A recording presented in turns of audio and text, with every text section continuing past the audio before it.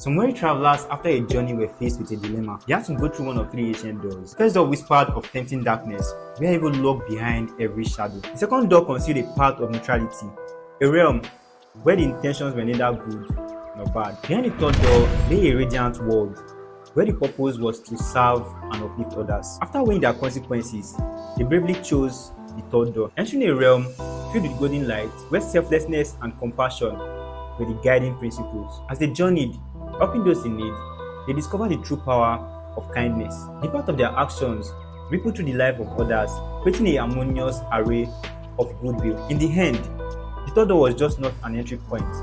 It was a gateway to a life of purpose and fulfillment. The point of that story is this: every single time we wake up, we literally go into the world entering one of three doors. The first door is the door of evil intentions, which leads to harm for ourselves and to others. The second door is neutral. It neither leads to good intentions nor bad intentions. And the third door leads to the positive intentions of serving and helping others, which causes a positive ripple effect and leads to a life filled with purpose and fulfillment. Similarly, every content you push out allows you to use the third door. Your content should aim to add value to someone's life. It can make somebody feel inspired. It can help somebody take away their fears. It can make somebody see how working with you or trying your product or services can make their lives better. So, how can you use the power of content and storytelling to make yourself visible and add value to people's lives? Number one, you need to pick the right platform. Right now, there are 6 major social media platforms that you can use to connect with your potential audience, employers, or customers. You have Facebook, Instagram, Twitter, TikTok, LinkedIn, and Snapchat. In order not to spread yourself too thin, you need to have a primary and secondary social media platform. You can have a presence on all the other platforms as well, but then your energy should go to your primary and secondary social media channels. And then you can reshare content from your primary social media platform to all those other platforms. So if your goal is to attract employers, for example, your primary channel would be LinkedIn, and then your secondary channel might be Twitter. If you are trying to get customers, for example, your primary channel might be Instagram, and then your secondary channel might be Facebook or Twitter. If your goal is to become an influencer, for example, you might try Instagram or TikTok, because these two platforms are more entertainment based. The second thing you want to do is to determine the type of personal brand you want to grow.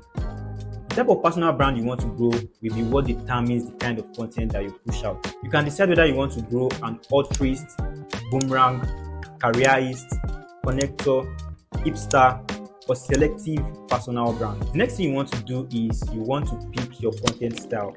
Once you determine the type of personal brand you want to grow, then you can decide on which type of content you will stick with to grow your personal brand. Will you be teaching or creating thought leadership content? Will you be documenting or showing behind the scenes? Will you be surveying your audience and answering their questions with your content?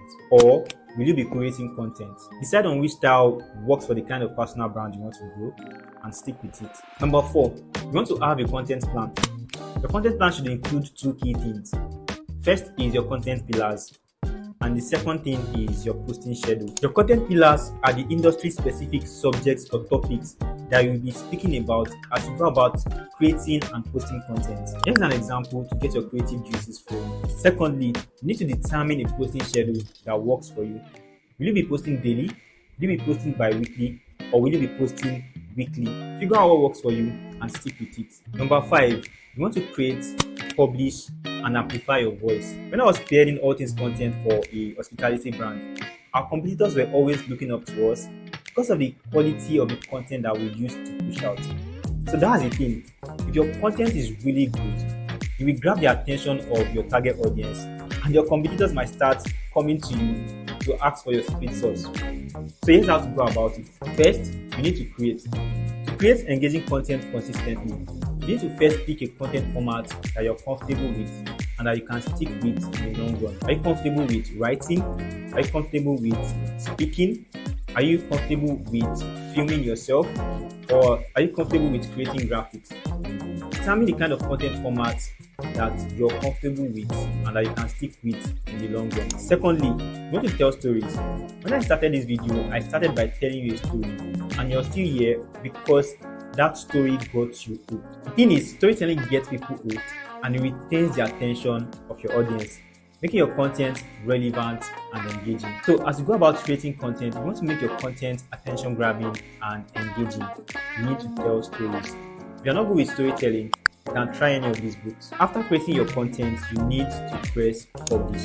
You don't have to overthink it. Provided it's educative, informative, entertaining, or inspiring, then just press publish. After publishing your content, you need to amplify your voice. You need to get yourself discovered.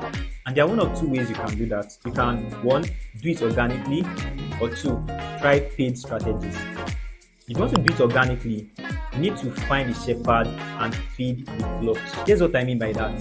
You need to find the top 10 influencers, industry leaders, or communities around your industry on the platform that you've decided to focus on. After you figured out those top 10 influencers, industry leaders, or communities, you want to participate in the conversations that they are having. Every single time you engage in their conversations, you give yourself the opportunity to get the attention of the shepherd or even the flocks, and they will come back to your own page to check out your content. The second way to make yourself visible is by running paid ads.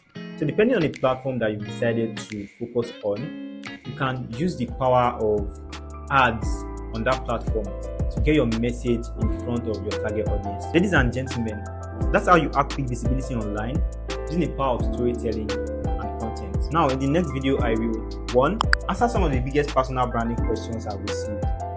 2.